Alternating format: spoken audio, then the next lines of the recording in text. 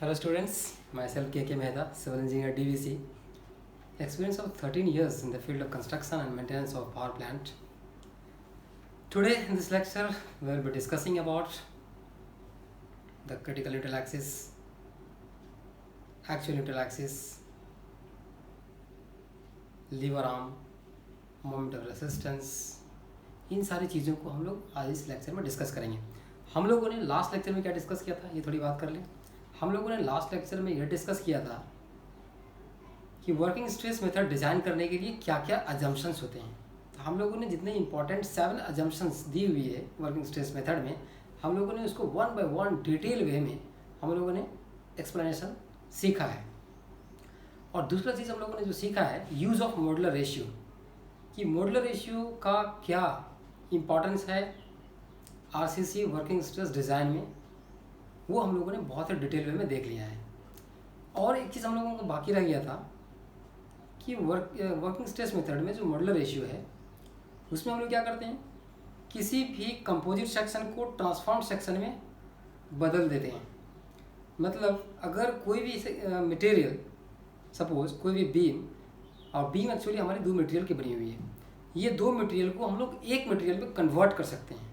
तो हमारा modular ratio जो है एक कन्वर्टर की तरह काम करता है, वो हम लोगों ने देख लिया था। लेकिन हम लोगों ने डायग्राम नहीं देखा था कि किस तरह से जब मैं एक सेक्शन को, कंपोजिट सेक्शन को जो 2 मटेरियल से बने हुए हैं, उसको अगर मैं एक मटेरियल में होमोजेनियस की तरह ट्रीट करूं तो किस तरह का डायग्राम बनेगा। So let us first draw the diagram of a transformed section of a RCC beam. पहले ये हम लोग काम करेंगे, तो उसके लिए क्या करना पड़ेगा मुझे। तो सबसे पहले I want to draw, so my topic is singly reinforced beam, design of singly reinforced beam,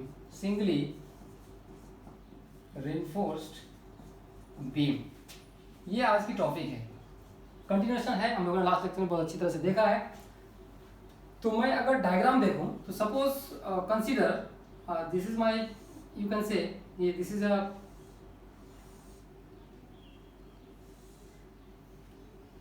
is a you can say singly reinforced beam।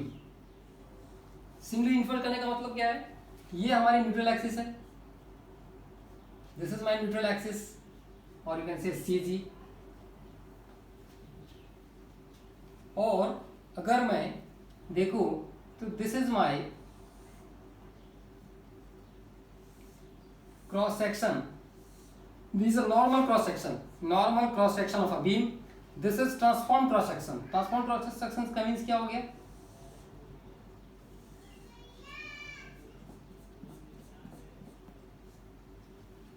This is transformed cross section, transformed equivalent, you can right equivalent transformed section.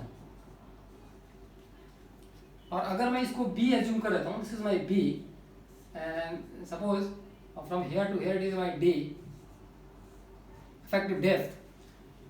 So this is my B now, and from here to here it is suppose N, and this is N, you can say from here to here it is N। और ये आपकी MAST, this is my MAST। और मैं अगर strain diagram draw करूं तो कैसा होगा, स्ट्रेन डायग्राम अगर मैं ड्रॉ करूं तो it will look like a triangular, ये हमारा ट्रायंगल की तरह होगा। This is my strain diagram, you can say strain diagram. यहाँ epsilon S, epsilon C। Stress diagram क्या होगी हमारी, what will be my stress diagram। तो यहाँ my permissible stress is sigma CBC, sigma ST by M। this is my stress diagram।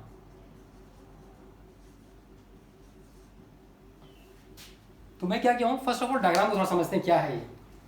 या मैं एक लिया हूँ कंपोजिट सेक्शन जो कि स्टील आपकी है, दिस इज माय स्टील्स, ये हमारे जो इन्फोर्समेंट है, ये हमारा कंक्रीट का पोर्शन है, ये भी कंक्रीट है।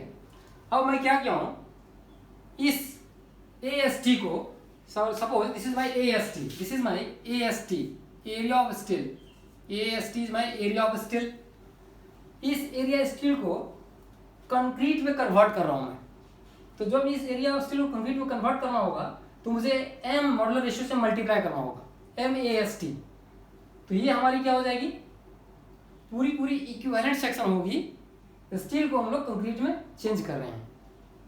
उसके बाद हमारी स्ट्रेन डायग्राम, हमें पता है फ्रॉम अजम्पशन कि जो स्ट्रेन डायग्राम होती है वो क्या होती है,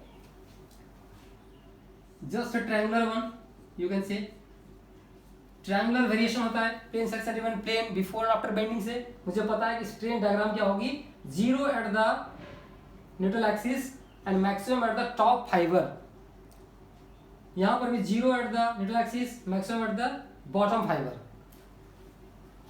स्ट्रेस डायग्राम भी हम लोगों ने वर्किंग स्ट्रेस में देखा है कि स्ट्रेस डायग्राम क्या होती है, लीनियर होती है up to the elastic limit. तो यहाँ से लेकर के जीरो होगा, यहाँ आपकी मैक्सिमम होगी, यहाँ जीरो होगा, यहाँ आपकी मैक्सिमम होगी। ये हम लोगों ने देखा है। अब बात आती है स्ट्रेन डायग्राम, तो पता है स्ट्रेस स्ट्रेन इन कंक्रीट, आपका मैक्सिमम यहाँ पे होगा। स्ट्रेस इन स्टील, स्ट्रेन कितनी होगी स्टील की, मैक्सिमम यहाँ पर होगी क्योंकि आपकी स्टील का पोजीशन यहाँ पर है। अब बात आती है कि जब मैं ये ड्रॉ कर रहा हूँ ये स्ट्रेन डायग्राम, तो आप कभी भी इसको नीचे तक ड्रॉ नहीं कर सकते हो, यहाँ तक मुझे लेना है up to the centre of the tensile reinforcement, इस जगह तक मुझे लेना है। This is very important. Students यहाँ पे गलती करते क्या है कि इसे पूरा ड्रॉ कर लेते हैं यहाँ से यहाँ तक डायग्राम को, स्ट्रेन डायग्राम को भी और स्ट्रेन डायग्राम को भी, वो गलत है। आपको डायग्राम जब ड्रॉ करोगे तो from top to the centre of the reinforcement उसके लिए पकड़ना है। जैसे कि हमारे पास suppose this is my, you can see the single reinforced beam, इसी चीज को मैं क्रॉस सेक्शन लिया हूं, this is my reinforcement, this is my reinforcement.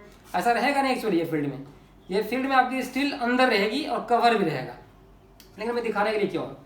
तो this is my cross section, here the steel is 3 and here it is 2, so no problem at all, समझने के लिए।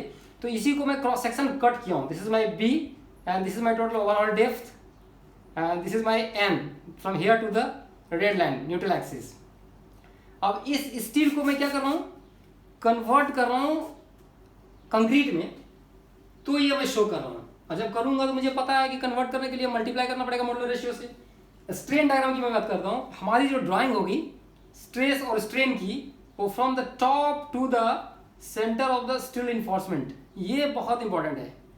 कभी भी हमारी ड्राइंग यहां से लेकर के यहां तक नहीं होगा, हमारा वेरिएशन यहां से लेकर के यहां तक होगा, यहां से लेकर के यहां तक। इट मीन्स कि centre of the tensile enforcement, ये भी जो ड्राइंग होगा स्ट्रेस का, फ्रॉम यहां से लेकर के top to the centre of the tensile reinforcement, top to the centre of the tensile reinforcement तक ही मुझे ड्रॉ करना है, न कि बॉटम फाइबर तक जाएंगे, बॉटम मोस्ट तक नहीं जाएंगे। ये गलतियां करते हैं लड़के। तो ये हमारी इक्विवेलेंट डायग्राम हो गई। तो अब देखेंगे कि यहाँ पर हमारा टॉप पे परमिसिबल स्ट्रेस इन कंक्रीट कितना है हमारे पास, सिग्मा CBC। अब यहाँ समझना है क्या इस चीज को, what is my sigma ST by M और what is sigma CBC। So first you write down sigma CBC क्या है आपके पास, sigma CBC equals to, you know, permissible stress in concrete in bending, ये मुझे पता है। अब सिग्मा ST by M क्या है, तो फर्स्ट सिग्मा ST क्या है हमारे पास, परमिसिबल स्ट्रेस इन स्टील, ये है मेरे पास, इन बेंडिंग एंड कंप्रेशन बोथ। अब मेरे पास क्या है, M is the modular ratio that you know already from the last lecture. अब आती है बात कि सिग्मा ST by M क्या है, what is sigma ST by M, this is permissible stress of equivalent area, stress of equivalent concrete area, equivalent concrete area। इस equivalent concrete area की stress है। यहां पर हम लोगों ने स्टील को क्या किया, कंक्रीट में कन्वर्ट कर दिया, MAST। अब उसी यहां पर तो स्टील है हमारी, इसी स्टील की स्ट्रेस को हमें कंक्रीट के टर्म्स में लाना है, तो मुझे क्या करना पड़ेगा, डिवाइड करना पड़ेगा बाय मॉडुलर रेशियो। तो ये हम लोगों ने एक्सप्रेशन देखा था, डिडक्शन भी देखा था, कैसे डिड्यूस करके हम लोग इस एक्सप्रेशन को लाते हैं। तो this is my stress of equivalent concrete area, ये जगह पे ये बहुत ही काम आने वाला है, क्योंकि हम लोग जितने भी एनालिसिस करेंगे सब का सब एज अ होमोजेनियस सेक्शन करेंगे, ट्रांसफॉर्म सेक्शन। अगर हम लोग इसका अलग करेंगे, स्टील का यहाँ पर अलग, इसका कंक्रीट का अलग करेंगे, तो मुझे एनालिसिस क्या होगा, it will be very you can से कॉम्प्लेक्स। इसी वजह से ये चीज़ समझना बहुत जरूरी है। जब भी स्ट्रेन डायग्राम ड्रॉ करेंगे इसी तरह का करेंगे। स्ट्रेस डायग्राम जब भी ड्रॉ करेंगे, टॉप फाइबर पे आपका सिग्मा सीबीसी, और this is a stress diagram of equivalent, you can say stress diagram of transformed section, transformed section. तो this is all about your diagram, stress strain diagram of the equivalent transformed section. अब मैं बात करूंगा critical neutral axis की। तो just write down this one, I want to erase. चलो अब मुझे क्या बात करनी है, क्रिटिकल न्यूट्रल एक्सिस की। What is critical neutral axis? just give heading critical neutral axis and neutral axis depth factor, this is critical neutral axis depth factor,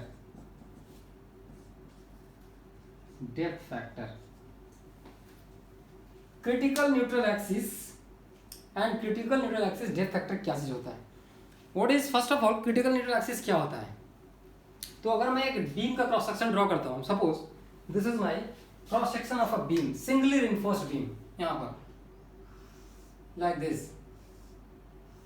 this is a cross section of a singly reinforced beam. आपके पास क्या singly reinforced है, reinforcement is here, it may be 1 reinforcement, it may be 2, it may be 3, जितने आपके design में requirement होगी उतना आप यहाँ पे प्रोवाइड करोगे। तो अब मैं इसकी बताऊं, बोलूं कि what will be the, suppose this is my B, you know this is the width of the beam, this is the effective depth here to here, center of the tensile reinforcement is the effective depth of the beam and this is the overall depth up to the bottom fiber। अब मैं क्या करता हूँ कि इसकी अगर equivalent stress diagram draw करता हूँ, तो क्या हम लोगों ने देखा है, तो सबसे पहले क्या करना है मुझे, this is my, you can से it will be at the middle, so I cannot,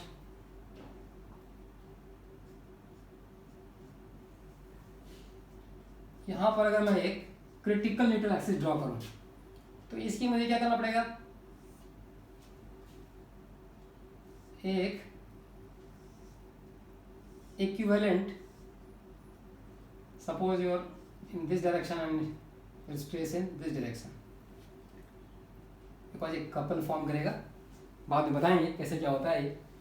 तो हम लोगों ने अभी देखा है कि suppose this is B, this is D and this is suppose N C is the critical neutral axis from the top to the neutral axis. तो this is my N C from here to here, and suppose this is D, so this will be D minus NC, you can easily find it, D minus NC, and here your sigma CBC, and this is sigma ST by M. This is the diagram for the equivalent transformed section that we have seen earlier, हम लोगों ने अभी देखा है just. अभी क्या करना है कि from the similar triangle क्या होगा, from similar triangle sigma CBC divided by NC, sigma, you can add sigma CBC divided by NC, this is equals to, and you can write down sigma ST by M, sigma ST by M equals to NC by D minus NC. So M sigma CBC divided by sigma ST equals to NC by D minus NC. NC is the, what is NC here? NC is depth of critical critical neutral axis. And critical neutral axis क्या है? What is critical neutral axis? Critical neutral axis क्या है हमारे पास? It is a neutral axis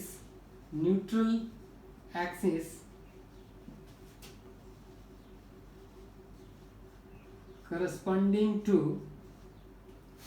permissible stress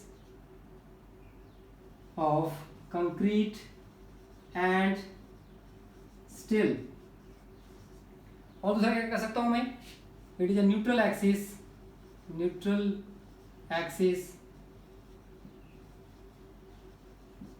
of a balanced section. You can write down neutral axis of balanced section. क्या किया हम लोगों ने? पहले एक डायग्राम ड्रॉ कर दिया, उसके बाद सिमिलर ट्रायंगल लिया, this triangle and this triangle. इससे क्या किया हम लोगों ने? Sigma CBC divide by this and this divide by this. हम लोग कर सकते हैं, दिस इज वेरी सिंपल. इस एक्सप्रेशन से NC, this is the depth of critical neutral axis, आप आराम से निकाल सकते हो. अगर कहीं भी मुझे depth of critical neutral axis निकालना पड़ेगा, पर इसका बहुत यूज़ है. यूज़ क्या है कि यही एक्सिस मुझे बताएगा कि बीम का सेक्शन अंडर इन्फोर्स्ड होगा या बैलेंस्ड होगा. So it's a very useful expression. आपको इसको बार बार यूज करना पड़ेगा.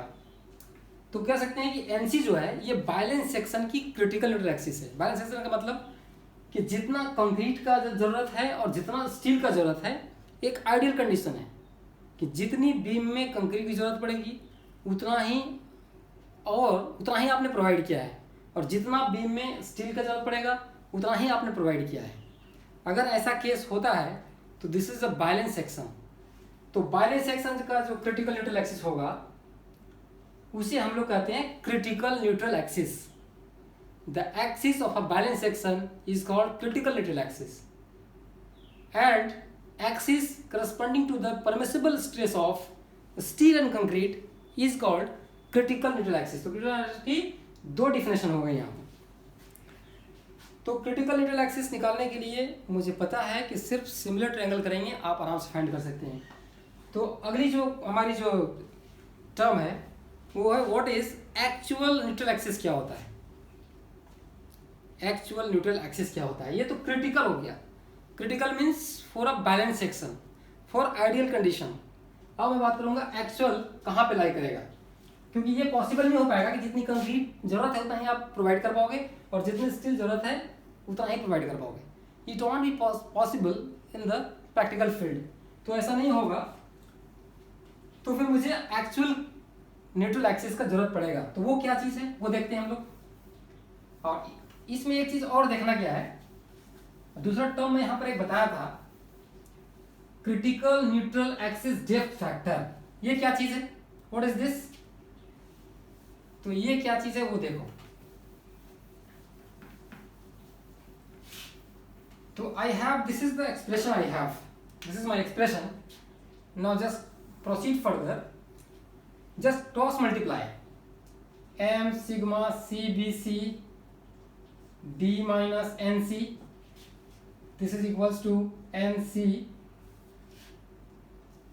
into sigma ST. Just cross multiply. Now multiply this m sigma CBC into d minus m sigma CBC into NC equals to NC sigma ST. अब क्या करते हैं हम लोग? इस NC को उधर लेकर जाते हैं.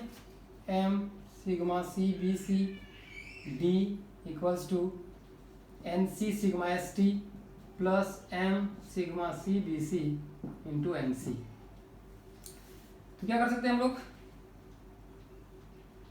m sigma CBC into d divided by, what we can write here is that sigma MC sigma ST plus m sigma CBC equals to NC. If you take common NC here, you will get this. अब आपके पास क्या आ गया है, you can write this one is KD, K into D equals to NC, and this K is equals to M sigma CBC divided by sigma ST plus M sigma CBC. This is equals to, बहुत सारे books में आपको ये भी मिल जाएगा, M and sigma CBC is represented as just C, and this is equals to T. बहुत सारे books में सिग्मा ST को T करता है रिप्रेजेंट, तो T plus MC. So you can write it is K equals to, you can write this K is equals to MC T plus MC. This K is equals to M sigma CBC sigma ST plus M sigma CBC is equal to this one, because कुछ text book ये follow करती है, कुछ text book ये follow करती है, confusion ना हो इसलिए मैं इसको सेपरेट कर दिया। तो अब बात आती है कि यही जो K है, this K constant is called critical neutral axis depth factor. This K is critical neutral axis depth factor. और ये याद रखो कि this NC is equals to, finally NC is equals to KD. This is my final expression. This is very very important. This one is very very important. This is very very important. आप इसका use कर सकते हो कि जो critical neutral axis होगी is related to your NC equals to KD and K is what? K is your MC plus TMC. अब इसको याद रखने का एक टेक्निक है। क्या टेक्निक है कि we are staying in Bengal, हम लोग बंगाल में रह रहे हैं। यहाँ पर एक KMC Kolkata municipal corporation, KMC divide by TMC, इससे आप याद रख सकते हैं। This is very you can से very one trick that you can remember it, KMC and TMC, K equals to MC T plus MC, ऐसे करके आप ट्रिक से याद कर सकते हैं कि K का जो एक्सप्रेशन है मॉडुलर रेशियो C और T से किस तरह का रिलेट करता है। तो हम लोगों ने इस तरह का याद रखा है कि K इक्वल्स टू, तो KMC कर दो, Kolkata municipal corporation, it's very famous organisation, and TMC is very famous party of West Bengal, ruling party also. तो इस तरह से आप याद रख सकते हो, बिकॉज बहुत सारे एक्सप्रेशन है तो बहुत फ्रीक्वेंटली यूज करोगे तो कंफ्यूजन ना होगी आपको। या तो आप इस एक्सप्रेशन को, this expression and this expression is equal, so don't get confused, just for simplicity I have right C in place of sigma CBC and T in place of sigma ST, because ये थोड़ा सा combustion लग रहा है, complex लग रहा है, इसलिए चिंता ना करें। तो अभी जो K है वो आपको किस चीज पर डिपेंड करती है, आप देख सकते हो यहाँ पर आई हैव, अभी हम लोग क्या कर सकते हैं, this K equals to I have MC T plus MC। तो what I can use the from assumption, what is M? 280 by sigma CBC into C T plus even say MC 280 by sigma CBC into C। तो मैं बताया ना कि sigma CBC और C equal है, so we can cancel it, this one 280 by 3 sigma CBC, my expression 280 by 3 sigma CBC। Modular ratio का assumption working state design में मेरा जो वैल्यू होता है m equals to 280 divide by 3 sigma CBC। अगर आप ऐसे करोगे तो what you will get, this you will get cancelled here, this is C is equal to CBC, this is also C, so what you will get 280 by 3 divide by T, you will get T plus 280 by 3, ये मिलेगा आपको। तो K equal to क्या होगा, this becomes what, the expression becomes K equal to 280 by 3 T plus 280 by 3। तो हम लोग कह सकते हैं कि आपका जो K है वो डिपेंड किस चीज पे कर रहा है, K is completely depending upon the T sigma ST, means sigma ST which is the grade of steel So we can write here is that k depends upon what?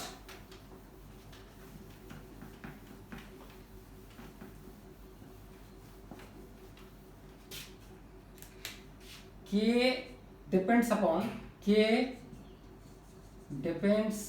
upon grade of steel.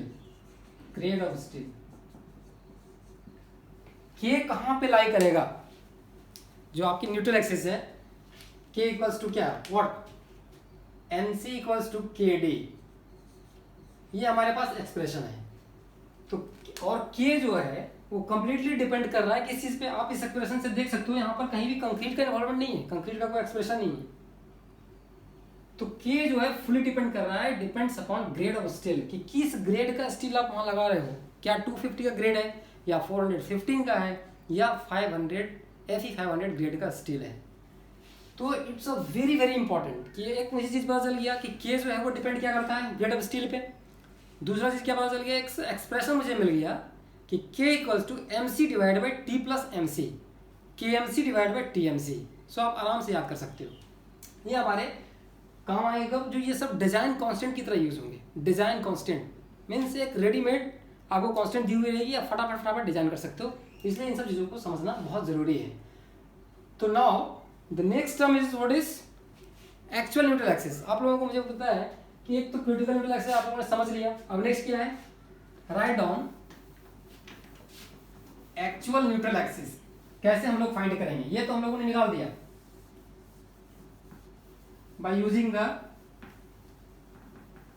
by using two similar triangle हम लोग critical neutral axis निकाल सकते हैं. ये हम लोगों को मिल गया. अभी जब एक्चुअल न्यूट्रल एक्सिस निकालना पड़ेगा तब क्या करना पड़ेगा?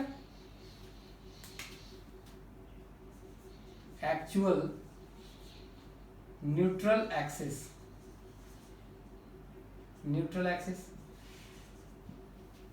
तो मुझे पता है. What is neutral axis? पहले ये तो जान लें. न्यूट्रल एक्सिस का मतलब है क्या? सपोज अगर कोई भी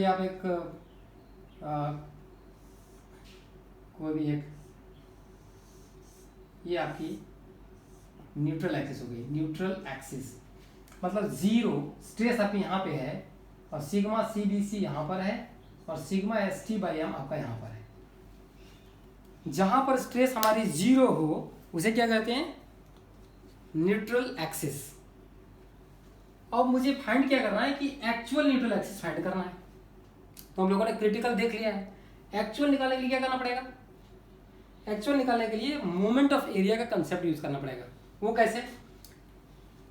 सो what you can write is that equating. ये हम लोग कैसे निकालेंगे? Suppose just how to find actual neutral axis. तो इसके लिए हम लोग क्या करेंगे? मेरे पास कंसीडर करेंगे हम लोग, this is again cross section of a beam. Cross section है बीम की, 3 बार रिइंफोर्समेंट लिया हूं. अभी आप इसको मिटा दो.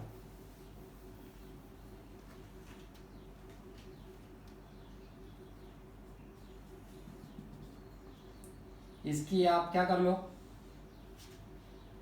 एक ट्रांसफॉर्म सेक्शन ड्रॉ कर लो. ट्रांसफॉर्म कैसे करेंगे हम लोग? हम सबको को पता है कि this is my neutral axis, और ट्रांसफॉर्म ड्रॉ करने के लिए क्या करना पड़ेगा? इस तरह का ड्रॉ करना पड़ेगा. मीन्स दैट ये हमारी क्या होगी? This is my B you can से, and this is my N. Actual neutral axis को मैं N से डिनोट कर रहा हूं, और क्रिटिकल को हमें क्या किया था? NC से किया था. And this is again my B. और आप देखेंगे ये क्या होगा हमारा? This is my MAST. Transform section का ये है. अगर हमारा यहां से यहां तक क्या हमारे पास N है, यहां से लेकर के यहां तक क्या होगा हमारे पास? D-N. और यहां से यहां तक है मेरे को पता है, N पता है. अब क्या करेंगे? Equating moment of area. equating moment of area in compression zone and tension zone. क्या करें हम लोग, इक्वेटिंग मोमेंट ऑफ एरिया कर रहे हैं। तो हमारे पास compressive zone, this is my compressive zone, you can say this is compressive zone. ये पूरी जो जोन हमारा क्या है, कंप्रेसिव है। इसके नीचे का जोन क्या है हमारे पास, टेंशन है। This is my tension zone, T Z C Z, this is my you can say C Z. अब बात क्या आती है, तो कंप्रेशन जोन में क्या हमारा एरिया है, area of compression zone, area of compression zone कितना होगा, B into N, B into N. Area of tension zone क्या होगा, टेंशन जोन क्या होगा, एम ए एस टी। अब बात करनी है moment of area, moment of area of compression zone equals to B into N into क्या होगा हमारे पास, सी जी डिस्टेंस, सी जी डिस्टेंस। ये क्या होगा, distance from neutral axis to the C G of the compressive area, distance from neutral axis to the CG of compressive zone। तो मुझे क्या मिल जाएगा, moment of area of compression zone, this is equals to B into N, और C जी क्या होगी आपकी, इस जोन की पूरी सी जी क्या होगी, न्यूट्रल एक्सिस से मुझे डिस्टेंस लेना है। तो यहाँ से मुझे इसकी सीधी क्या होगी, हाफ हो जाएगी यहाँ से यहाँ तक। तो ये अगर n है हमारे पास, तो ये क्या हो जाएगा हमारे पास, this will be n by two, n by two. यहाँ से लेकर के यहाँ तक का जो डिस्टेंस होगा वो क्या होगा, n by two. So this will be n by two, so this will be equal to B N square by two. Moment of area in compression zone ये मिल गया। अब मुझे निकालना क्या है, moment of area in tension zone. कैसे निकालेंगे हम लोग, moment of area of tension zone. तो टेंशन जोन की एरिया कितनी है मेरे पास, M A S T, equivalent area in terms of concrete into, और मुझे क्या करना है, न्यूट्रल एक्सिस से फिर उसकी सीजी तक आना है, न्यूट्रल एक्सिस से इसकी सीजी तक आना है। क्या डिस्टेंस होगा हमारे पास, यहाँ से लेकर के, this is very important, from here to the C G of the reinforcement is your D minus N distance. So your distance will be D minus N. सो इक्वेट करना है मुझे, तो क्या मुझे मिलेगा finally, what I will get. So from equation equating 1 and this is my 2, equating equation 1 and 2, equation 1 and 2 क्या मिलेगा मुझे, B N square by two is equals to M A S T D minus M, ये मिलेगा हमें। This is my final expression, very very important expression. This is कि अगर critical neutral axis की depth निकालनी हो या क्रिटिकल न्यूट्रल एक्सिस एनसी निकालना हो, तो मुझे सिमिलर ट्रायंगल्स निकालना पड़ेगा। लेकिन एक्चुअल न्यूट्रल एक्सिस निकालने के लिए मुझे मोमेंट ऑफ एरिया इक्वेट करना पड़ेगा, moment of area of this zone, moment of area of this zone. तो मोमेंट ऑफ एरिया क्या होता है, मोमेंट ऑफ एरिया क्या होता है, area multiplied by C G distance. तो हमने क्या किया, area multiplied by C G distance कर दिया। अब इसकी area multiplied by C G distance, you can say यहाँ से यहाँ तक इसकी डिस्टेंस क्या हो जाएगी, यहाँ से लेकर के यहाँ तक सी जी डिस्टेंस, ये हो जाएगी डी माइनस एन।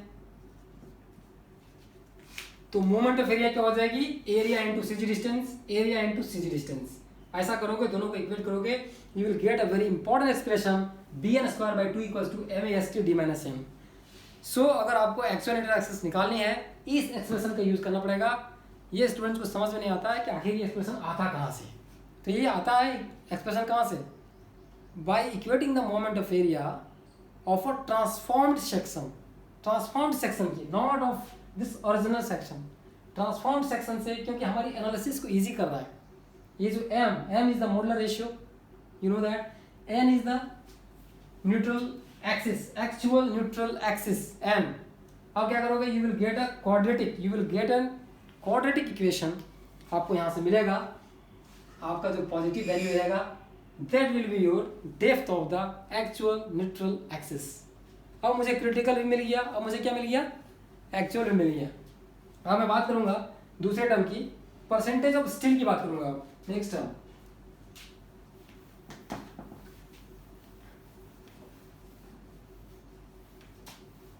टर्म, क्या है, परसेंटेज ऑफ स्टील।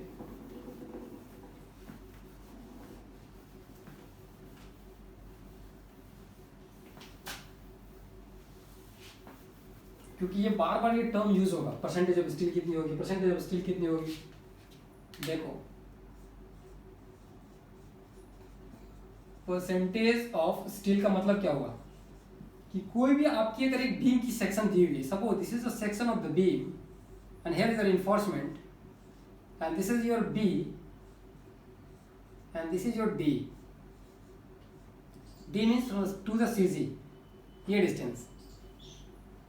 तो परसेंटेज ऑफ स्टील कहने का मतलब है PT is percentage of steel is equals to AST divided by BD।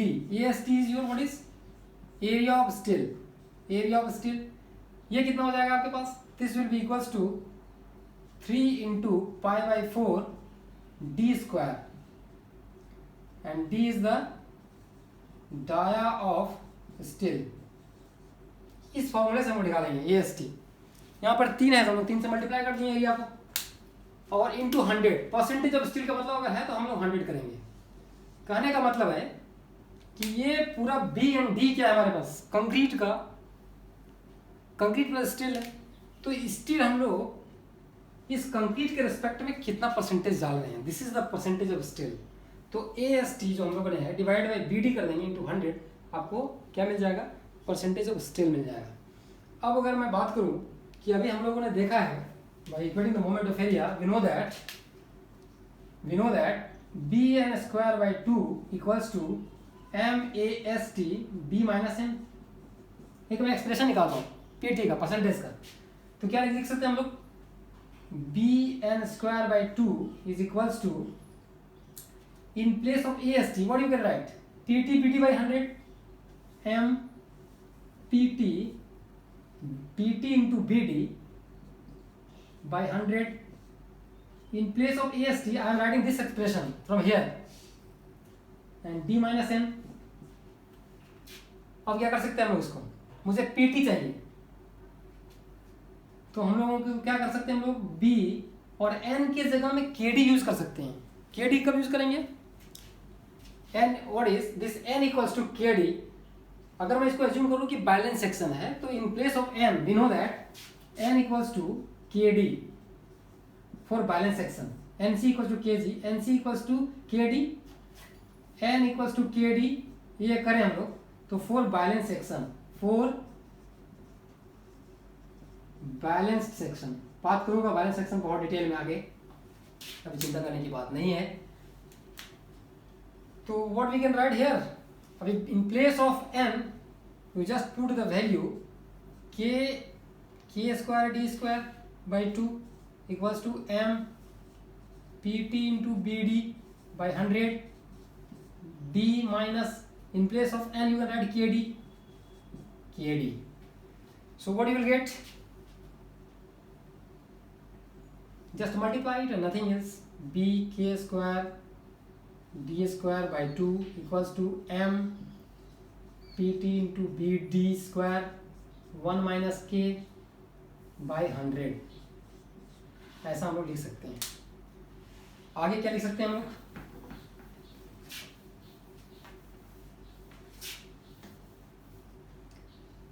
अभी क्या कर सकते हैं हम लोग, we can cancel out BD square. This BD square you can cancel out. This BD square you can cancel out. This 2 here it will be 50. तो क्या लिख सकते हैं हम लोग? K square. This will be your K square. 50 K square. 50 multiplied by K square equals to M1 minus K PT. So your PT is equals to 50 K square M1 minus K. This is K square. So this is one expression for percentage of still and PT is percentage of still. PT क्या है हमारे पास? PT is percentage of still. Okay, you know what is K? Neutral axis depth factor, critical neutral axis depth factor है K हमारा. और M क्या है हमारे पास? M is the modular ratio.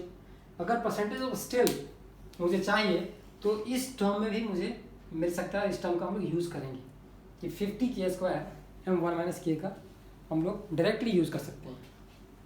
और परसेंटेज ऑफ स्टिल आप देख सकते हो मॉडुलर रेशियो प्लस K के ऊपर डिपेंड कर रहा है. चलो तो परसेंटेज ऑफ स्टिल हम लोग इस तरह निकाल सकते हैं. अब हम लोग देखेंगे नेक्स्ट टर्म जो है वो लीवर आर्म डिस्टेंस देखेंगे. क्या देखेंगे? Lever arm distance. वो कैसा होता है और वो क्या होता है? Very important. Lever arm distance and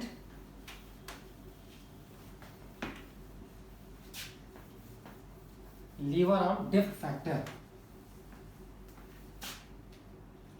right down lever arm. इसका यूज बहुत होगा. Lever arm and lever arm depth factor. Depth factor इसकी बहुत यूज है. इसकी भी. तो लीवर आर्म होता क्या है सबसे पहले ये देखते हैं. तो लीवर आर्म क्या होता है? हमारे पास एक फिर से क्रॉस सेक्शन हमारे पास बीम का and here is the reinforcement and here is the you can से न्यूट्रल एक्सिस. अब आपके पास क्या है? इस तरह का एक स्ट्रेस डायग्राम बन जाएगा इक्विवेलेंट सेक्शन का. This is the stress diagram for the equivalent section. Here the reinforcement of the same diameter. So you can make like this. आप ऐसा बना सकते हैं. And this is your B. What is this? This is your B, you can say. And this is your N. यहाँ से यहाँ तक क्या है हमारे पास? N है. न्यूट्रल एक्सिस की डेप्थ है ये.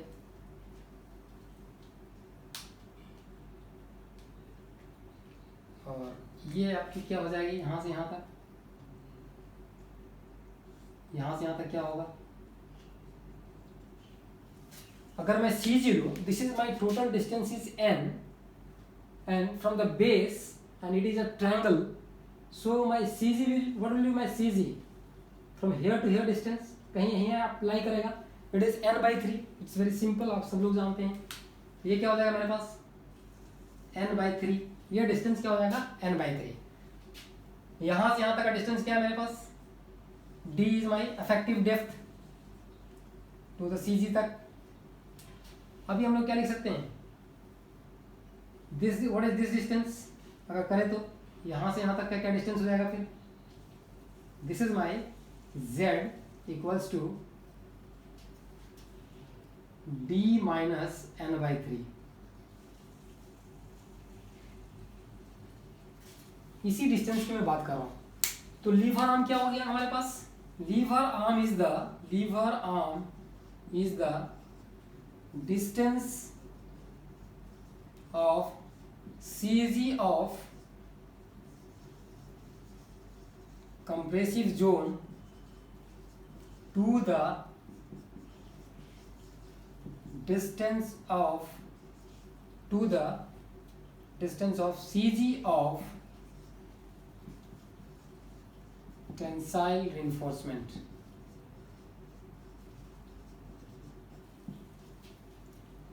Then you can write Z equals to D minus n/3 is the lever arm distance. D minus n/3 is your lever arm. This Z is your lever arm distance. D is the effective depth. You know that. N is your depth of neutral axis. अब बात आ जाती है यहाँ पर फिर एक factor आएगी, just let us again put n equals to K D. हम लोग इसको कर सकते हैं for a balance section we can use nc equals to K D and n equals to K D for a balance section. So what I can write is z equals to d minus K D by 3, take d out, 1 minus k by 3। so 1 minus this is equals to d into j and this is equals to jd. so this j equals to 1 minus k by 3 is the lever arm depth factor. This j, what is this j? j is lever arm depth factor.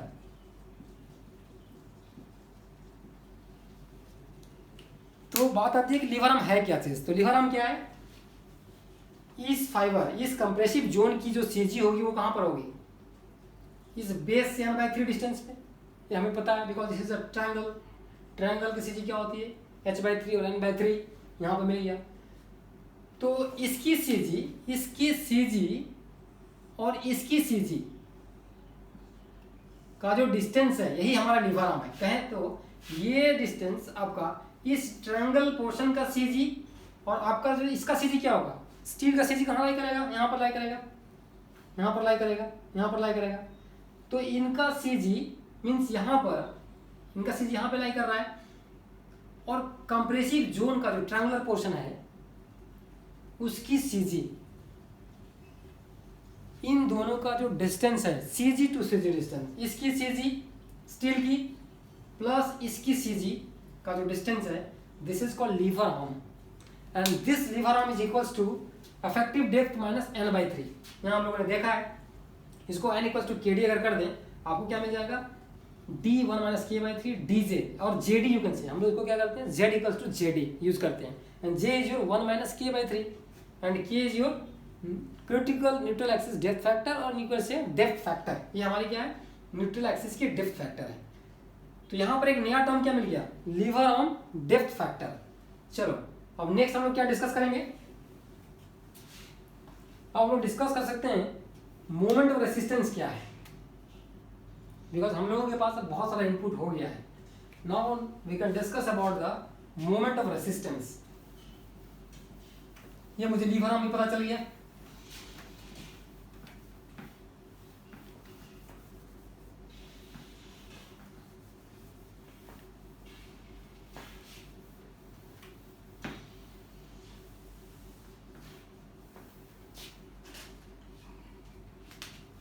Liver arm तो हम लोगों ने कर लिया। Now moment of resistance क्या है? Moment of resistance ये क्या चीज है? मोमेंट ऑफ रेसिस्टेंस का मतलब है आपके पास resistance offered by the beam, resistance offered by the beam is called moment of resistance। moment of resistance इसको शॉर्ट में MOR भी कहते हैं। और बेंडिंग मोमेंट क्या है तुम्हारे पास? What is bending moment? ये दोनों टर्म में बहुत कंफ्यूजन होता है। बेंडिंग मोमेंट क्या है? It is a moment due to external loading, moment due to external loading, external loading. इसका मतलब क्या है? सपोज हमारे पास इस तरह का बीम है एक and this is my support you can से and here is the beam and I am applying a load here. एक मैं क्या कर रहा हूँ? लोड अप्लाई कर रहा हूँ। तो लोड के चलते जो मोमेंट आएगा तो क्या करेगा ये बीम? ये बीम क्या होगा? लोड के चलते डिफ्लेक्ट करेगा, ये डिफ्लेक्ट करेगा, आपकी लोड लगेगी, क्या होगा? डिफ्लेक्शन होगा। लेकिन बीम का जो अपना ऊपर से जो लोड आया उसके चलते जो मोमेंट हुआ that is your bending moment. लेकिन बीम के पास तो अपना सेक्शन है। जब आप बीम के ऊपर अगर एक लोड लगाओगे, अगर बीम के ऊपर एक लोड लगाते हो तो वो डिफ्लेक्ट करेगी। लेकिन अगर बीम के पास रेसिस्टेंस, उसके अंदर की जो ताकत है जो रहेगी वो क्या करेगी, उस मोमेंट को रेसिस्ट करेगी। जो मोमेंट लोड के चलते आ रहा है उस मोमेंट को रेसिस्ट करेगी। वो क्या करेगी, फिर नीचे से लोड लगाएगी, रिएक्शन जिसे बोलते हैं। वो नीचे से जो मोमेंट वो ऑफर करेगी, जो उसको रेसिस्ट करेगी, that is called moment of resistance. Resistance offered by the beam is called moment of resistance. ऊपर से लोड को जो काउंटर करेगा, ऊपर का जो मोमेंट को काउंटर करेगा जो मोमेंट, उसी को कहते हैं मोमेंट ऑफ रेसिस्टेंस। वो करेगा अपनी जिस तरह की उसकी क्रॉस सेक्शन डिजाइन करोगे, कितना स्टील डिजाइन करोगे, कितना उसमें कंक्रीट डालोगे, उस पर डिपेंड करेगा उसकी कितनी कैपेसिटी है। तो moment of resistance is the capacity of the beam and bending moment is the moment due to external loading. कहने का मतलब कि बेंडिंग मोमेंट आपकी बीमारी है। किसी भी बीम के ऊपर अगर कोई लोड आ रहा है वहाँ पर बेंडिंग मोमेंट होगा। उस बेंडिंग मोमेंट अगर एक बीमारी समझो तो उसका इलाज क्या है, मोमेंट ऑफ रेसिस्टेंस है। उसका इलाज क्या है, उसको काउंटर करने के लिए हमारे पास क्या है इलाज, मोमेंट ऑफ रेसिस्टेंस। वो कहाँ से मिलेगा कि जिस तरह का मैं सेक्शन डिजाइन करूँगा, कितना स्टील डालना है, कितना सीमेंट डालना है, कितना कंक्रीट डालना है, उस पर मुझे डिपेंड करेगा और उसकी कैपेसिटी मुझे जानने को मिलेगा। तो ये आई थिंक ये आपको क्लियर हो गया होगा कि मोमेंट ऑफ रेसिस्टेंस क्या है और बेंडिंग मोमेंट क्या है। अब बात करते हैं कि मोमेंट ऑफ रेसिस्टेंस जो होता है वो क्या होता है, force into lever arm distance हम लोग कह सकते हैं। सिंपली वी नो दैट कि मोमेंट क्या है, फोर्स इनटू डिस्टेंस है। तो मोमेंट ऑफ रेसिस्टेंस क्या हो जाएगा, moment of resistance equals to force into what, lever arm distance. Lever arm distance